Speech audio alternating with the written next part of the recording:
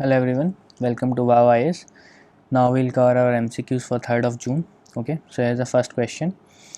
Consider the following statements. Statement number 1, line of actual control LAC separates Indian controlled territory from Pak controlled territory. Okay, and statement number 2, line of control separates Indian controlled Jammu and Kashmir from Aksai Chin. Okay, so you must identify the correct statements. So LAC हम देखते हैं सबसे पहले. LAC India Pakistan के बीच नहीं है, it is between India and China. Okay, India and China.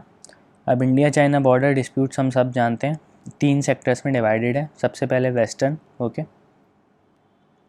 फिर central sector और the middle sector, and finally the eastern sector.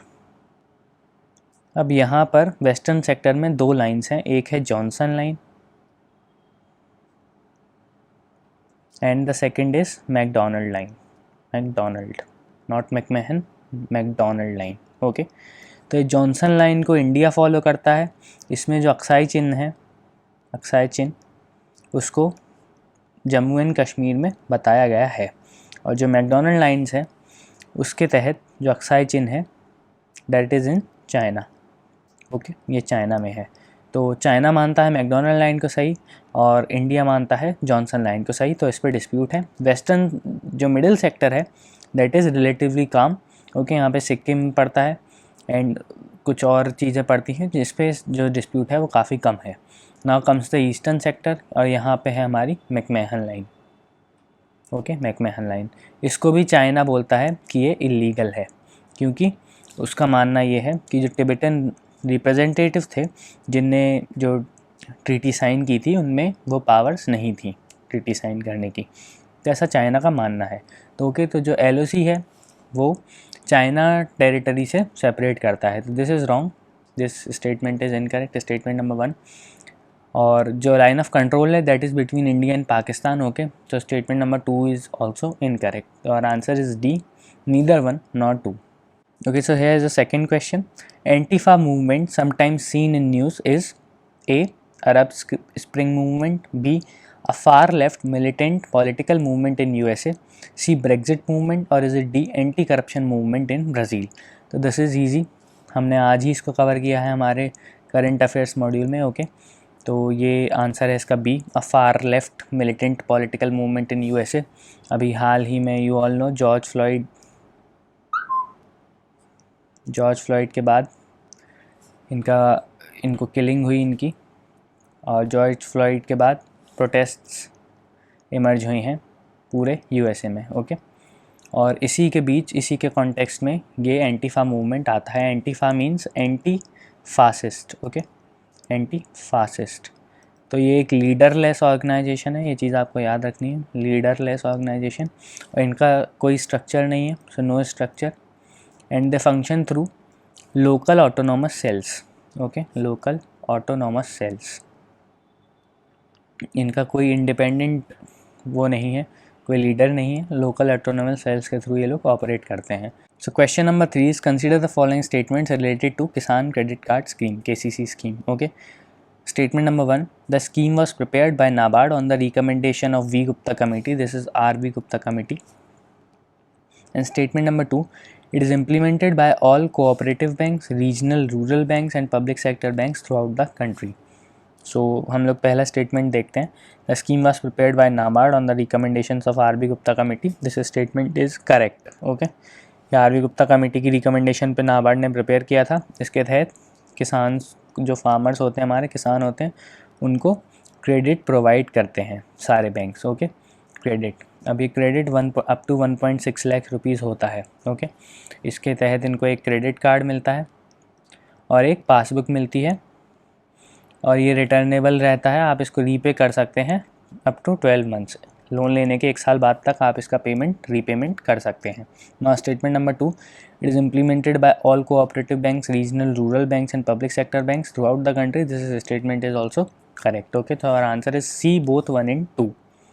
Now question number 4 is consider the following statements about RTI Act 2005. So statement number 1, section 2H of RTI defines public authority and statement number 2, PM cares fund is a public authority under the ambit of RTI act. तो statement 1 is correct, ये तो सही है। दूसरा statement हमने आज ही discuss किया था इसको, RTI एक्ट को 2005 के। ओके, इसमें ये बोला गया था कि जो PM केयर्स है that is not a public authority under the ambit of RTI। एक RTI डाली गई है और उसका जवाब देने से PMO ने मना कर दिया है। तो स्टेटमेंट 2 इज़ इनकरेक्ट। ओके, और आंसर इज़ A, 1 ओनली। तो जो PM केयर्स है उसके चेयरमैन होते हैं prime minister of India, PM is the chairman, और 3 मेंबर्स होते हैं, that is the home minister, finance minister and the defence minister of India. Okay, minister of external affairs. तो ये 3 मेंबर्स होते हैं और PM इसके चेयरमैन होते हैं।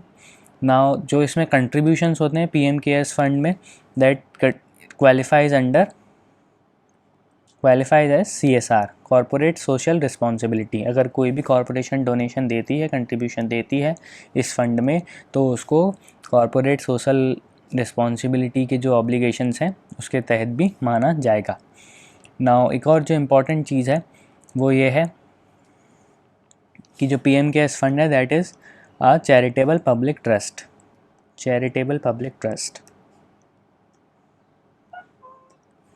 Charitable public trust.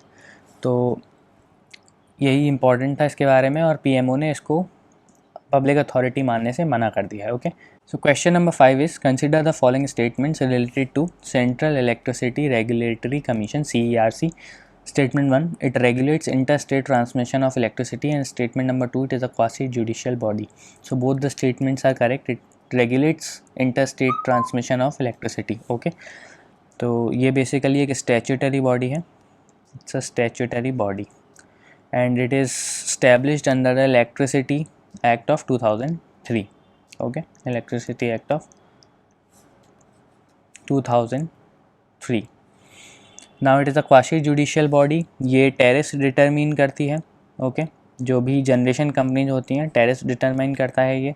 फिर जो inter state transmission of electricity है उसके भी टैरिफ से डिटरमिन करता है। तीसरी चीज़, ये एडजुडिकेटिंग अथॉरिटी भी है। अगर कुछ डिस्प्यूट्स होते हैं between the distribution companies and the generation companies, तो उसमें एक एडजुडिकेटिंग अथॉरिटी है। ओके, नाउ जो CERC का इंडियन एनर्जी एक्सचेंज है, इंडियन एनर्जी एक्सचेंज CERC का ही अंडर आता है, इंडियन एनर्जी एक्सचेंज। इसने एक रियल टाइम मार्केट लॉन्च किया है, real time market for electricity. Okay, real time market. तो इसलिए न्यूज़ इम्पॉर्टेंट थी। तो answer is C, both 1 and 2। यहाँ हमारे MCQs आज के ख़त्म होते हैं। We will meet tomorrow. Thank you.